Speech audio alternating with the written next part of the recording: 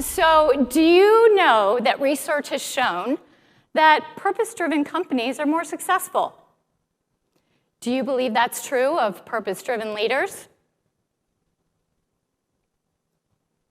Do you know your purpose? Can you tell me what it is?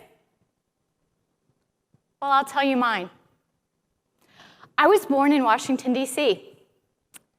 I was supposed to be named Elizabeth. However, I was too small for such a long name. My father was studying at the Maryland Institute of Art at the time and studying the Mona Lisa. So he came to the hospital and he said, "She'll be named Lisa." I was thankful that he didn't name me Mona Lisa. And so as a child growing up, my mother used to say to me, "Lisa, you're like the girl with the curl in the center of her forehead. When she is good, she is very, very good. But when she is bad, she is horrid." So I guess I was pretty horrid at times. So one day while I was at school, my mother painted on my wall, "Pretty is as pretty does." And she painted it next to my mirror, where I would see it every day as I got ready for school.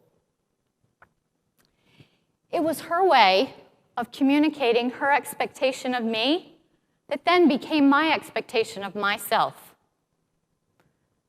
That you must treat others with kindness, and that beauty comes from within, and always be sincere, genuine, and humble.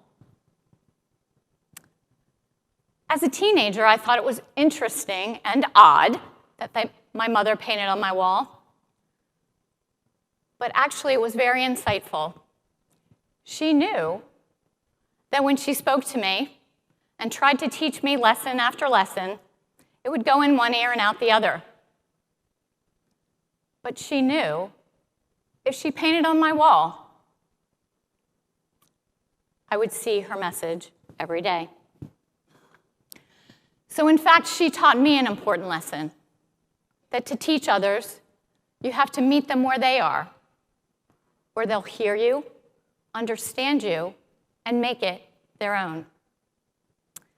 So years later, I had my own daughter, and we were going to go on a whitewater rafting trip. And Amy said, "Mom, I'm not going. That water, it's too rough. I'll fall out and I'll drown."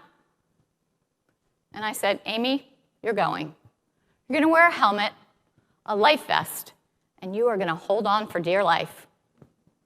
And she did. She screamed the loudest and loved every minute of it. So one day, while Amy was at school, I painted on her wall, "Live for your dreams, not for your fears." And it was my expectation of her that then became her expectation of herself. Then I had the opportunity and the privilege of building an academy for the Department of Veterans Affairs. And as I was building the academy, I was looking around, and I noticed it was full of white walls. Walls for me to paint on. So the first thing I painted was our mission, and I commissioned a local artist to paint it in Abraham Lincoln's handwriting, because it came from his second inaugural address. "To care for him who shall have borne the battle, and for his widow and his orphan." It was my way of communicating to every visitor, every student, every faculty member, every employee, our purpose, which was to care for our veterans. The second thing I painted on the wall was the inaugural intern class's team stand. A team stand was something I would facilitate with our interns around who they were as leaders, what they stood for each other and for the organization. And their team stand was so impactful and so meaningful that I painted it on the wall. And it read, "The battle stops here. We are a team of trusted business advisors forging innovative solutions to serve those who served us." they clearly got it and was able to articulate who they stood for as leaders and for our veterans. Most recently, I painted on the wall, "In learning you will teach, and in teaching you will learn." And that is my expectation of leaders and myself, to be teachers. And as we teach others, we become more enriched in our lives and in our learning. So you see, my purpose is to paint on walls. So you can't tell me your story until you know your purpose. And I look forward to hearing it.